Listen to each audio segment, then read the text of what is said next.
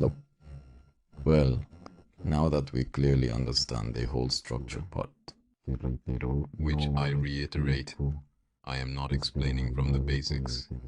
My intention here is not to explain market structure because there are very good sources of information out there for that. but to explain the main conditions and rules we use at DTFX. Mostly it's to clarify those things. You already know that in all these videos, what we'll be doing is clarifying all the concepts, the foundations we'll need, and in the end, we'll put it all together to apply it to our system. So then, previously we talked about the structure part, about what multi-time frame analysis was, about the valid pullbacks, how we use the closes with bodies, and all that. Well, now we're going to see more about how we select zones, which zones we mark, which zones we're going to use. So, well, for that, obviously, we will also need structure. And so we said that the price was making a high, then a low. After validating this high with a valid pullback, a valid retracement. And this low is validated after closing with a body above that high that we validate in an uptrend. So the price comes up and begins a retracement. If it closes with a body below the last bullish candle, if the price closes down here below that last candle of the system, then this high is already validated. Now, we must wait for either our last validated low to break, to change the trend, or for our validated high to confirm the continuation of the current trend. In this way, once we close with a body above this candle, this already leaves us with our new low, which will be a weak low. Excuse me. It will be a protected low because we are in an uptrend. This will be a weak high, a high that will be targeted because the idea is to go with the trend. So in these cases, the high will always be a weak high and the low will be a protected low until the trend changes or we have an expectation that from something here to the left can already generate a reversal for us. The idea is not to guess either. With experience and everything, we will know when to expect that. But initially, the idea is that we go in favor of the trend. Now, once this happens, and the new swing points are confirmed, a new protected low, and the previous high, then leaves you with a of our first zones, which is the entire swing zone, from the protected low to the previous high. That will be our swing zone, the entire zone, the previous zone, whatever we want to call it. But that's going to be the main zone to keep in mind, and from it we'll derive the other areas. So we will see a total of 4 areas. First the swing zone, then the origin.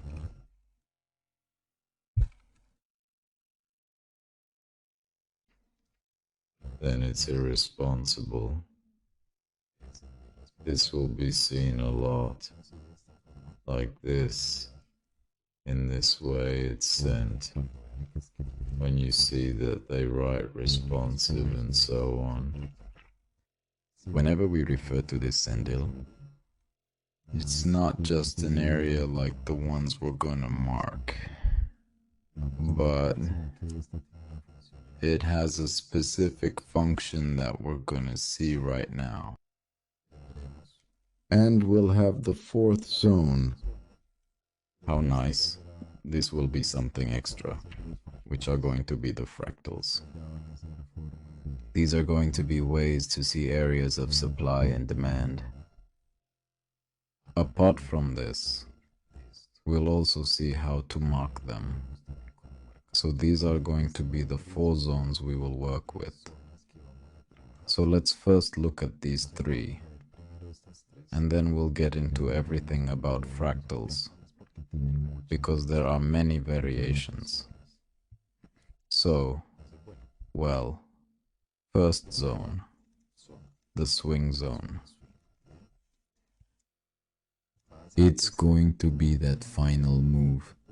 Considering all the previous moves, all those moves taken before making the continuation.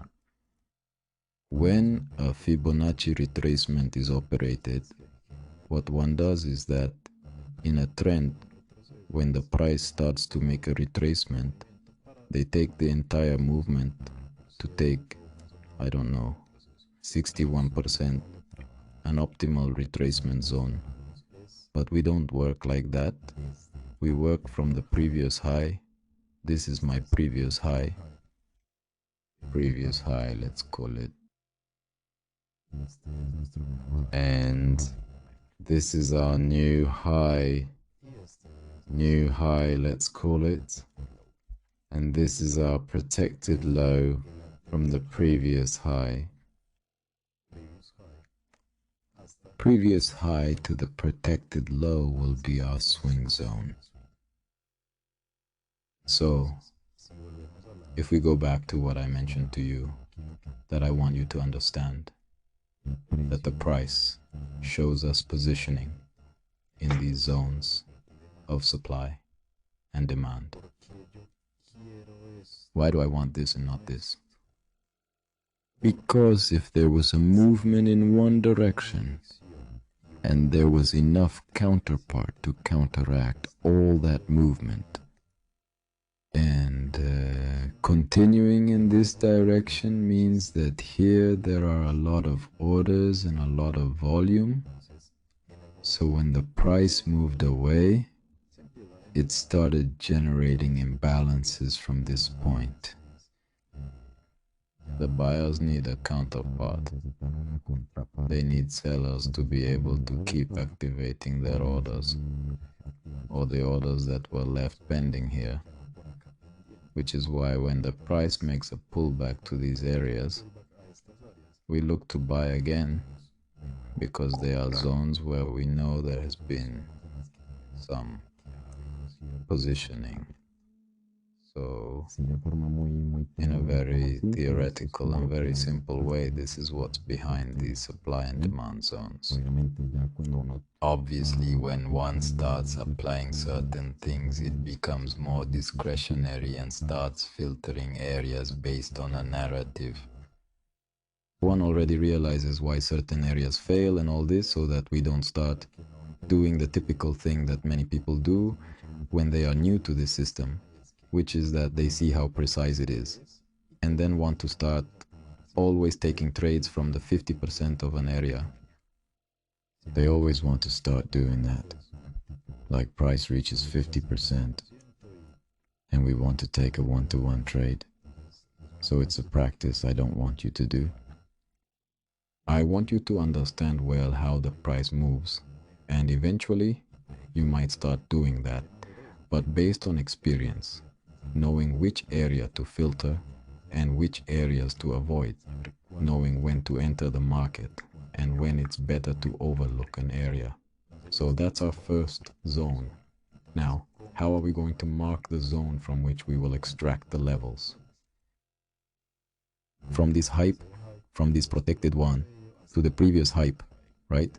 If we have 2 hikes, a previous hype and a new hype in an uptrend, I'm going to take the lowest point between those 2 hikes.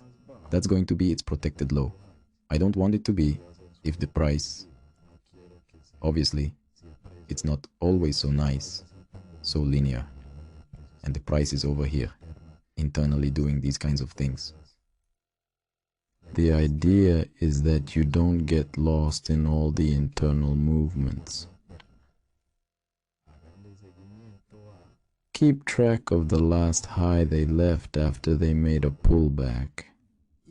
And when that is broken, you're going to take the point of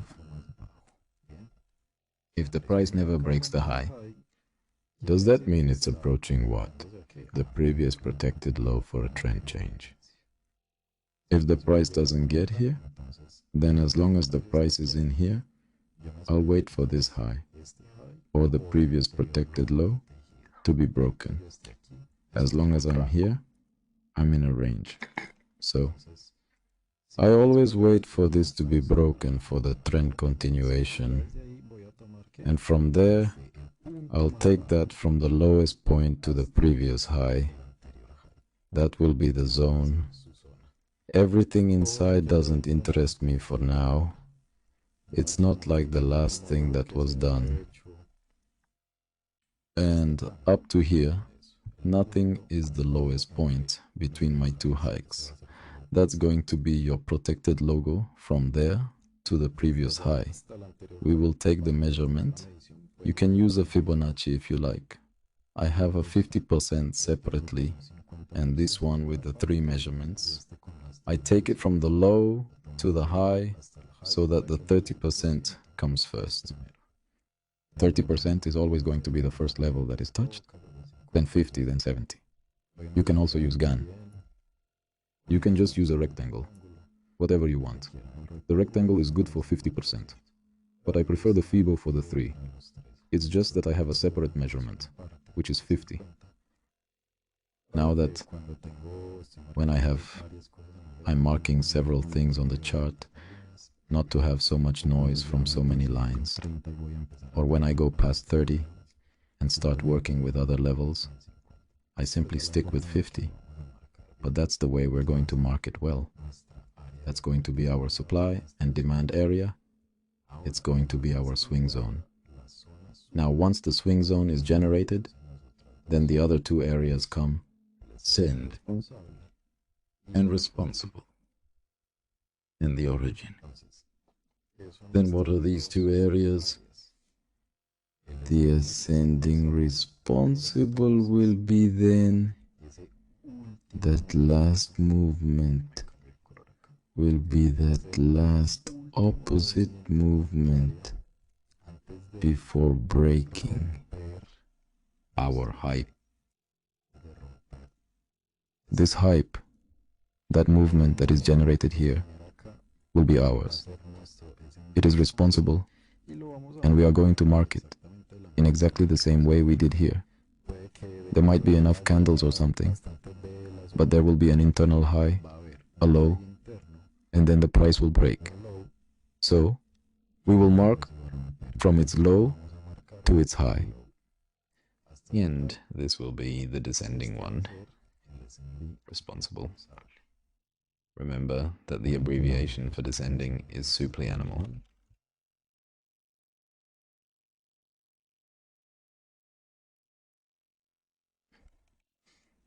This will be our second area to bear in mind, and will be the first one that the price will encounter when it breaks and comes back. Later on in another video, I'll explain which one is more effective depending on the market profile, if we are consolidated or trending. For now, let's understand well how to mark the areas. So, the second area, the main thing is going to be the first thing we will wait for, the price to do a pullback if the price breaks and starts to consolidate at once, right? Because sometimes it breaks and continues and starts making more structures. But then we'll see, well, what happens in those scenarios. Now, the origin, so if green is the 1 hour time frame and the price comes around here making structures of 5 minutes, there must have been a reversal at this point in the lower time frame, right? So, multi-time frame again. I have this in a higher time frame, but it doesn't mean that the price is going to move linearly. Instead, in the lower time frame, I can have a different order flow, a bearish order flow, to construct a higher time frame structure. So, even though here it's a bullish 1 hour time frame, over here it's going down and reaches a point where it all aligns. it reaches an area of 1 hour. Then we make the 5-minute reversal and continue with the 1 hour session with order flow of low temporality. Now, where is that origin? At the point where the trend changes in the lower temporality, which is generally where we get what we call the flip. But if we see it by structure, it is where the structure changes in the lower temporality. So if here the price was making a high, a new low, a lower high, a lower low, and instead of coming back and respecting the previous high, it breaks it. I have the structure change in the lower temporality, and I'm left with that last movement that happened to the downside before making the reversal. It is marked the same way we mark the swing zone, and the same way we mark the responsible, that last opposite movement. Because again, because we know there was sufficient counterpart, there were enough buy orders to counteract all this downward movement that was being made, and we know there is good volume there of buyers. Well, at the moment this happens, that's why we want that last movement. It was the specific point where that volume occurred. So, we already have our first 3 zones in the swing zone. All this, the responsible is the last movement, that last consolidation we're going to see before breaking the swing high. And the origin of that swing zone, the point from where the reversal occurred to begin the continuation of the higher time frame. Now comes the fractals then. 4th zone. Then I hope it's clear how to mark the zones. You already know that 1 marks the movement. Well, let's do a downward example too, so it's clear. We have over here, as if the trend had changed. I align this a bit, and this.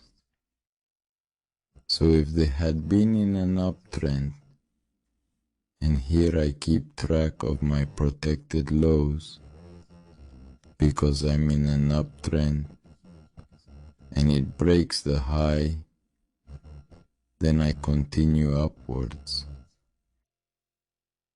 Here, let's say it closed below the last bullish candle, so I have a valid pullback. Perfect. So to make a continuation upwards, what do I have to do?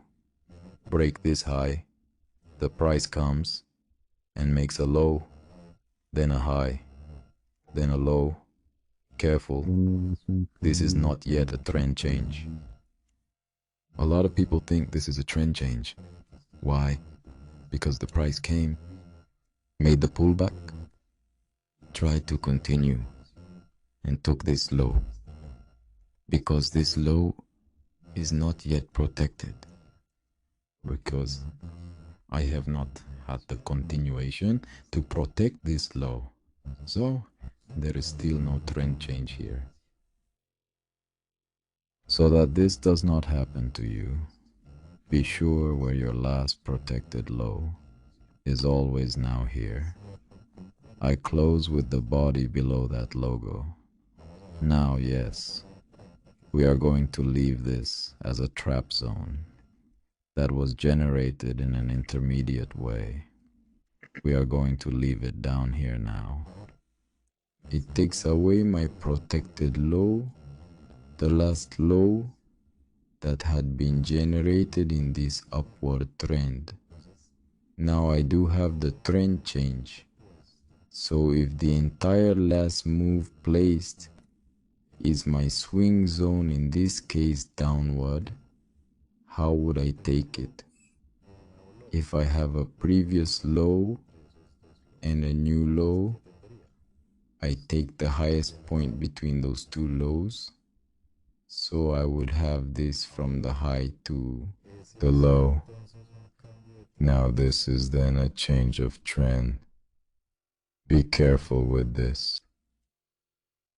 I don't want you to assume a change in trend due to internal structure because of hikes or lows that are not part of the structure, because the market will often do this. It will make you believe that a trend has changed when you are neglecting your protected hikes and lows. So, this is a weak high when the pullback starts, and this is a protected low when that high is broken. Now, here begins another pullback. A new weak high is created, and we need to break this for the continuation, break this for the reversal, everything that is generated in here. It will be within this range, and it is not part of the main structure that leads to the market.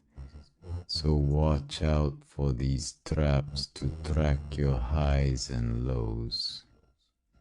So there is the structural change.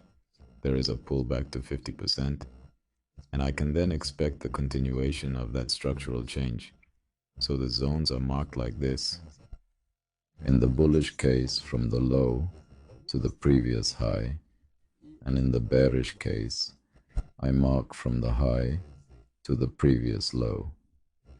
If I want to do a Fibonacci, I mark it like this. And you see there's 30% remaining to first meet, and then this. So this area left here is not part of a structure to count its highs and lows. But then, what would it be if this was the last bullish move before breaking this low?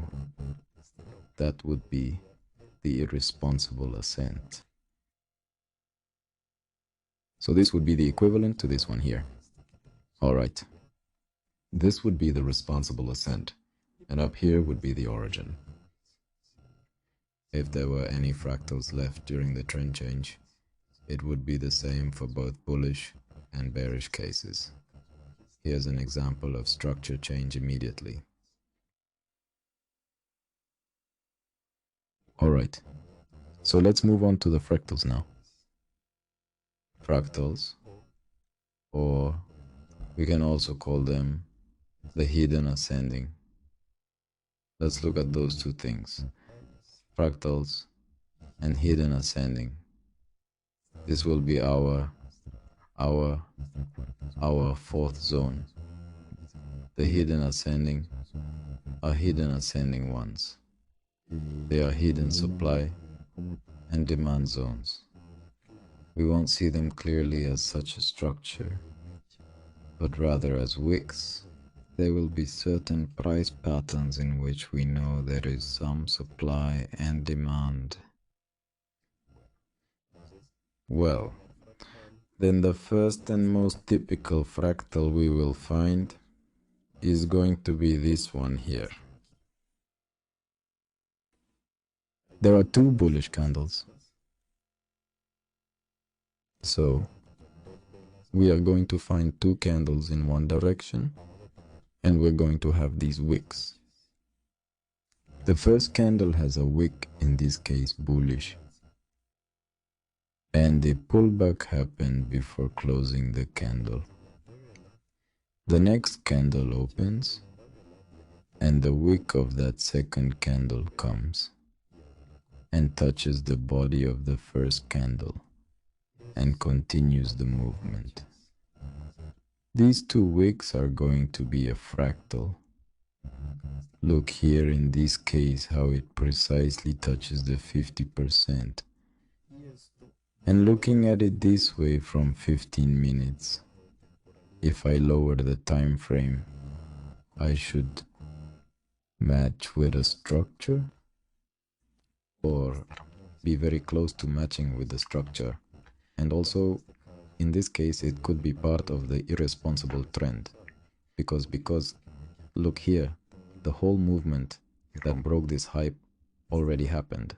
So we have that the irresponsible trend origin will be around here. Since look how the price made a pullback to the irresponsible trend of this entire swing zone that was here. And from there, it continued. So we went down the time frames.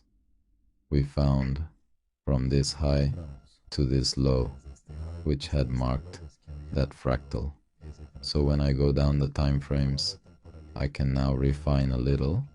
I can bring this here and like that, but we will see that later in another class to see how to refine. So, which fractal do I want to be clear about? Those wicks between one candle and the next. Instances occur frequently. Here's an additional one. Look, there's even a third candle. But what do I care? This thing that the price did here? A wick. A bearish candle makes its wick and has a bullish retracement.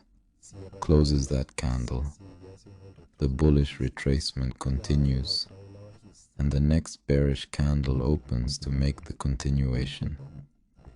I take from this high to this low because I'm taking the downward movement as we saw up there. How do I take the movement down from the high to the low? And if we lower the time frame, you can see that this would be the ascending responsible for breaking this low, because it was that last movement before breaking. Let's lower the temporality and see what we find. We then find something more structural, something clearer in a minute. But see how I can view it from a higher temporality. So that will be our hidden in the main, those wicks now. What other way to see hidden is in DIA, aside from these fractals? When we get a pretty strong wick, especially the wicks generated by news. Why a wick? Let's assume this. A pretty strong wick. And that back here there was nothing else.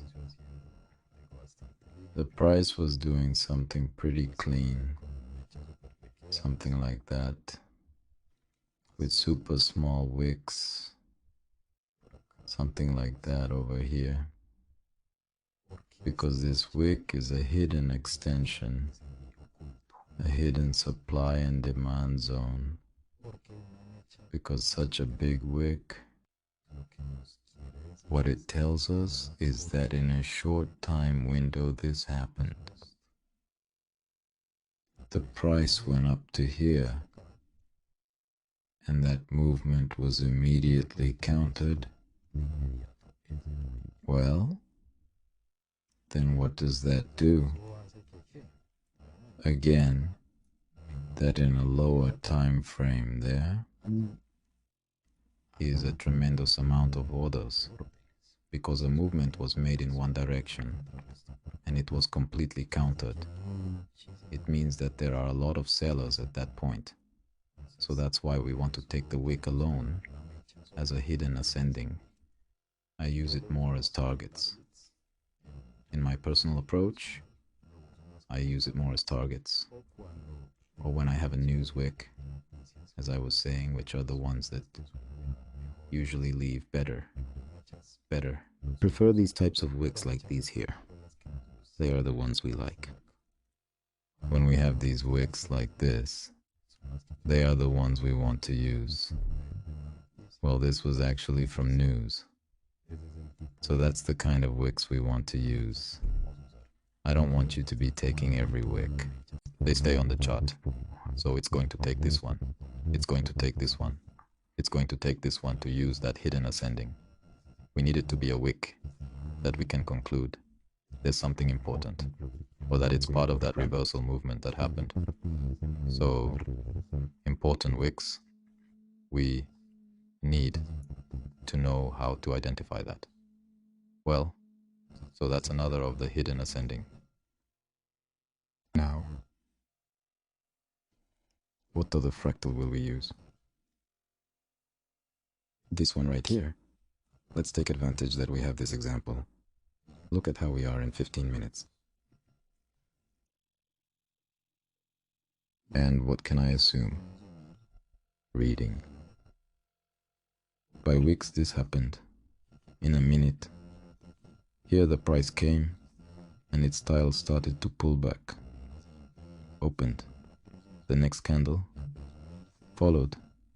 The pullback. Started to go up and started to fall until it fell over here, and its pullback did this and finally has settled. And this low is taken. So we have that. At this point, we have a change of structure in a minute. Well, in 15 minutes too. But reading it by fractals, we have then the change of structure in a minute, where here, in a lower time frame, this happened. So, we take that from the high to the low, and that will be our origin. Then, look here, we have the responsible. And what is the swing zone? All this, all that last movement, upwards, before breaking down. So here, now applied through fractals. This was on May 10th. Let me see if I get the data, so we can look well. I have it in 2 minutes. But look how the movement is even clearer now. So we had all this upward movement. Then this pullback starts. Then up again. And then it goes down. And the responsible is well marked. So, what was up here is going to be our fractal of flip. That is what we call the candle pattern that we were talking about in a previous video.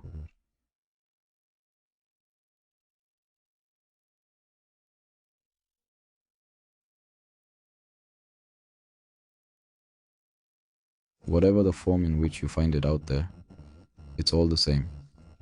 And that's what we mean when we say a flip happened in a lower time frame. So, the way we saw it in 15 minutes will be the fractal that we will use the most. Always remember this whenever you see this up here. We already know that a flip occurred. So that's the other zone we are going to consider to mark by fractals. If you prefer to use a lower time frame to confirm that the structure is clear and that the change happened, there's no problem with that. But the idea is for you to understand and learn to read the price through fractals now. There's another one, but in 4 hours. The drop that we had recently happened here. This is when I have this that happened here. A strong candle in one direction and an engulfing one. This is also a hidden ascending. Whenever I get this, a candle in one direction and another that immediately counters it, because I know this is going to be a wick in higher time frame. You see how it's a wick. So whenever I see that strong movement in one direction and its counterpart, that's also a hidden ascending. By the same theory we've been talking about, there was volume in one direction and there was enough counterpart to counteract that movement. I know there are many buyers here. So what happened in this scenario? The price. Now if we start lowering the time frame, we see how the structure changes. To the upside, it retraces to 50% of the swing zone. The entire area completes its 50%. And from there, the field of all the pending orders of buyers who want to continue buying in this reversal that happened here is obtained. And from there, we started rising again. In this case, well then, those are the fractals and areas that we are going to use for now. Actually, there are more. Also the issue of imbalances and all that. But right now, I want the focus of the people watching this playlist and learning the system to be on the first 3 zones we talked about. The zones.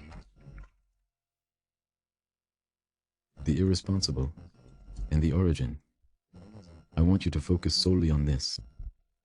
And as you go through my videos and market reviews that I will make available to you, you will also find the number of fractals we can see. There will be many scenarios where there will be this.